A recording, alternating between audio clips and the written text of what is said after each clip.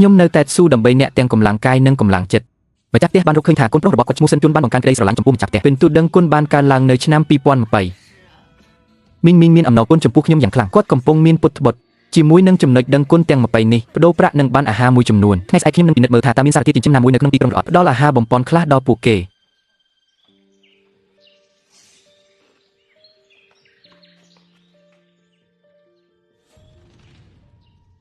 យីលីនខ្ញុំដឹងថាអ្នកគិតថាខ្ញុំជាស្ត្រីចំណាស់ម្នាក់ដែលគ្មានសមត្ថភាពខ្ញុំមិនបន្ទោសអ្នកទេដែលទាត់ខ្ញុំចេញ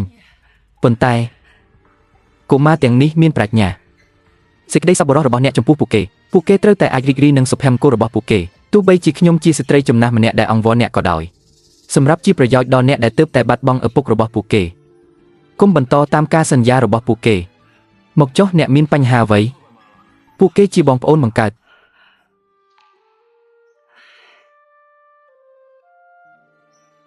អង្គមួយចំនួននេះនឹងសុទ្ធពីក្របនេះ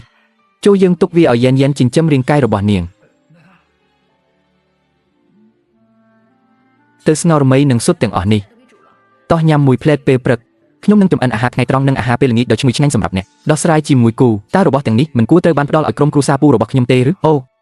មានរឿងល្អមួយចំនួនពីមុនម្ចាស់សួនច្បារបានយកវាទាំងអស់ឲ្យប្រគល់ឲ្យក្រុមគ្រួសាររបស់គាត់ក្មេងមិនបានញ៉ាំសូម្បីតែមួយម៉ាត់គួរឲ្យអាណិតណាស់បើខ្ញុំមិនឲ្យវាទៅអ្នកទៀតទេខ្ញុំនឹងមិនឲ្យវាទៅអ្នកម្ដងទៀតទេយើងនឹងញ៉ាំវាដោយខ្លួនឯង4បង្កើនតម្លៃនៃការដឹងគុណចំនួន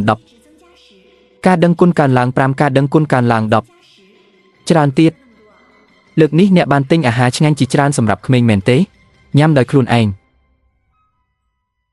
អូព្រះជាម្ចាស់ឲ្យ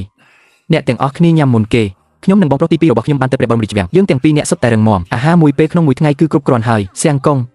ពួកគេញ៉ាំអាហារតែមួយពេលក្នុងមួយថ្ងៃបន្ទាប់ពីត្រឡប់មកផ្ទះវិញហើយអាហារទាំងអស់គឺនៅព្រះបរមរាជវាំងពីមានអ្វីប្រញាប់ឡើងហើយចម្អិនម្ហូបឲ្យឆ្អិនញ៉ាំអាហារហើយទៅសាលារៀនម៉ាក់សាលារៀនភ្លេចហើយឬថាអ្នកបានបង្ខំខ្ញុំឲ្យឈប់រៀនរួចហើយបើអ្នកឈប់រៀនអ្នកត្រូវតែចាប់ផ្ដើមឡើងវិញឈប់និយាយរឿងមិនសមហេតុផលហើយប្រញាប់ទៅចម្អិនអាហារទៅសាលារៀនបន្ទាប់ពីញ៉ាំអាហាររួចយើងទៅសាលារៀនតើអ្នកណានឹងទៅធ្វើការលើសម្បត្តិទាំងពីរនេះខ្ញុំនឹងទៅធ្វើការអ្នកមិនចាំបាច់បារម្ភពីវាទេប៉ុន្តែត្រូវចាំថាបើខ្ញុំដឹងថាអ្នកមិនទាន់បានទៅសាលារៀនខ្ញុំនឹងវាអ្នកឲ្យស្លាប់តាមពិតគាត់បានបង្ខំយើងឲ្យទៅសាលារៀនទៅធ្វើការដោយខ្លួនឯងហេតុអ្វីបានជាគាត់ផ្លាស់ប្ដូរចិត្តភ្លាមតើមានការខុបខិតគ្នាណាមួយកើតឡើងម្ដងទៀតទេមិនអីទេតោះទៅសាលារៀនទោះយ៉ាងណាក៏ដោយយើងនឹងជប់ញ៉ាំបន្ទាប់ពីញ៉ាំអាហារបានតែមួយពេលប៉ុណ្ណោះបើមិនដូច្នោះទេអ្នកនឹងមិនមានអាហារគ្រប់គ្រាន់សម្រាប់ញ៉ាំ3ពេលក្នុងមួយថ្ងៃទេជប់និយាយរឿងមិនសមហេតុផលហើយចងចាំចាប់ពីពេលនេះទៅមនុស្សគ្រប់គ្នានៅក្នុងគ្រួសាររបស់យើងត្រូវតែមានអាហារ3ពេលក្នុងមួយថ្ងៃអាហារមួយពេលមិនអាចខកខានបានឡើយតើយើងកំពុងធ្វើអ្វីនៅទីនេះប្រញាប់ឡើងហើយទៅបងប្រុសទី3បានមកបងប្រុសទី3ឲ្យសូមប្រាប់ខ្ញុំផងត្រូវមើលថែគាត់ពេលយើងទៅសាលាសូមប្រាប់ខ្ញុំផងប្រសិនបើមានអ្វីមួយហាក់ដូចជាមិនធម្មតា